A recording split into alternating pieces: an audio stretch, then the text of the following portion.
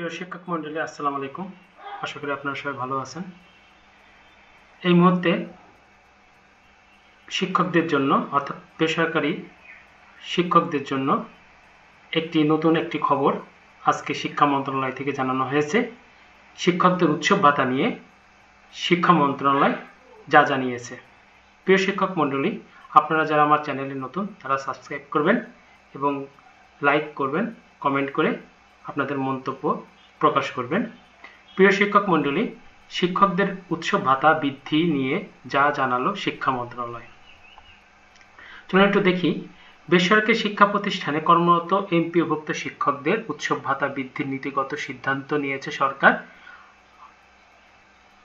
আসন্ন ঈদুল আজহার পূর্বেই তাদের উৎসব ভাতা বৃদ্ধির প্রজ্ঞাপন জারি করা হতে পারে বলে জানা গেছে।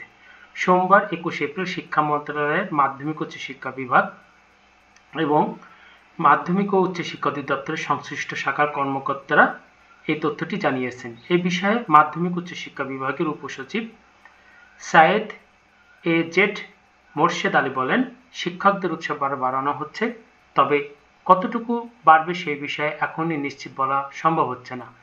নাম অপ্রকাশিত রাখার শর্তে শিক্ষা মন্ত্রণালয়ের কর্মকর্তা জানান, শিক্ষকরা মূল বেতনে 25% উৎসব ভাতা পান।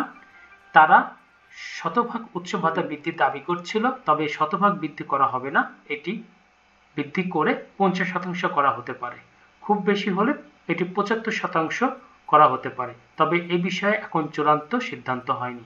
কবে নাগাদ উৎসব ভাতার বৃদ্ধির প্রজ্ঞাপন জারি হতে পারে এই প্রশ্নের জবাবে ওই কর্মকর্তা বলেন, আমরা চেষ্টা করছি চলতি মাসের মধ্যে প্রজ্ঞাপন জারি করার, তবে চলতি মাসে প্রজ্ঞাপন হওয়ার সম্ভাবনা কম। আগামী মাসের প্রথমার্ধে উৎসব ভাতার প্রজ্ঞাপন জারি হতে পারে।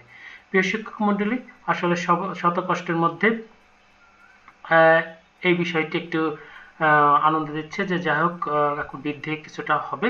এখন সেই বৃদ্ধিটা কত পার্সেন্ট হয়, 75 না হয় 50, একটি নির্ধারণ করবে, তারা দেবে এবং আসলে এইভাবেই আগাইতে হবে। তাছাড়া আসলে মাধ্যমিকের এই শিক্ষকদের ভাগ্যে আর কোনো বেশি পরিবর্তন হবে না, সে বোঝাই যাচ্ছে। আসলে সকল ভাগ্যে পরিবর্তন আনবে জাতীয়করণের মাধ্যম দিয়ে সবকিছু হাসিল করতে হবে। তো প্রিয় শিক্ষক মণ্ডলী, আপনারা যারা আমার এই চ্যানেলে এটি দেখেন তাদেরকে ধন্যবাদ এবং যারা নতুন তারা সাবস্ক্রাইব করবেন এবং পাশে থাকা বেল বাটন চাপ দিয়ে লাইক কমেন্ট করে পাশে থাকবেন। ধন্যবাদ সবাইকে।